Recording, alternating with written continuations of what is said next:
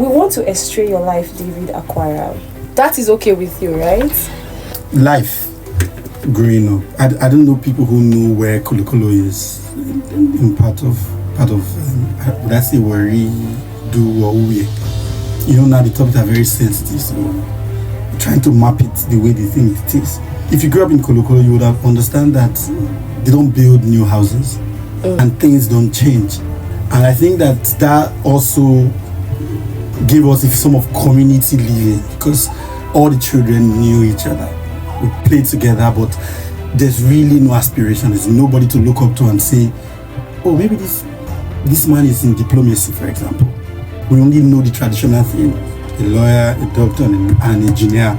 And it looks like it's only the elite families that can be that. It was difficult to dream. What I think shaped me was innocent stories that my father shared.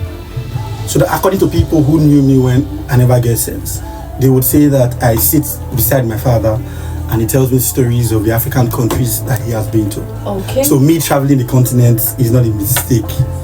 It's, in my opinion, a deliberate move. I think that it was the stories that my father told me and then the people that I started mingling with as I get along.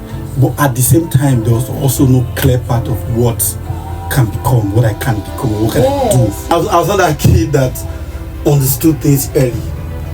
So with the follow people where no Google and I want to carry last. So it took me time to say, oh, but I knew that since I love art, it was going to be law. So I said if I was going to be a lawyer, one of the things that I need to do is to be able to speak to the public. So I became the president, and in that I also saw that I also had English deficiency. So I said, let me go to a drama group. So where people are saying that they are coming here to show their talent, I said I'm coming here to improve my communication. Because I know if I'm acting, speaking English. And so when I got in there, that's when the dream changed. So when I got into the even filmmaking, drama group setting, I just saw that if I'm a storyteller, if I'm a filmmaker, I'll be able to tell stories around law. I'm able to tell stories around medicine, trade, education. Like, it's limitless. But if I'm a lawyer, I'm confined to the court. I took a 10 years journey to be this David Akwara that, he speaks at the UN, he speaks at the African Union, he travels here, he goes here. His fame is winning awards across the world. It took 10 years. So there were times where I would tell people that I can do this, but I don't get results. Walking is not there. And I also look terrible physically. I said I want to tell a story about David Ejo, the army staff. He was the first person that led the army of God when they were going for independence. So that was an honorable man who was doing exceptionally well. So I said I want to tell his story. I was going there. They would tell me, see, an officer the man. I said, yeah, this man. I do like 10 different proposals. I want to go on when get digital, when put the man picture of your achievement. They didn't allow me, and it was sad. I didn't want them to give me money. I was going to tell the story for free. One of the things that I told myself is either forward or forward. So even with this rejection, I know that sitting and wailing and complaining will not change it. The people were telling me at that time that for you to break through, you need somebody. But we stayed through, and now things have changed. I don't think that money should be a god. I think it's a tool. Okay. Right. So the days where there was no money, it wasn't really an issue for me. It's not like I don't want it. It's not like I don't have a bit of it, but it won't change how I see things. So money was not really the thing for me. The thing for me was, please give me a chance. I have something to offer. Most of the projects that I have done, they've been volunteering, free. In order for us to build the continent and our countries, we need to understand that moving from, say, Nigeria to the UK, at the long run, you are going to work for the UK government. But moving from Nigeria to Uganda, you are working for an African government, and it's easier to come back home.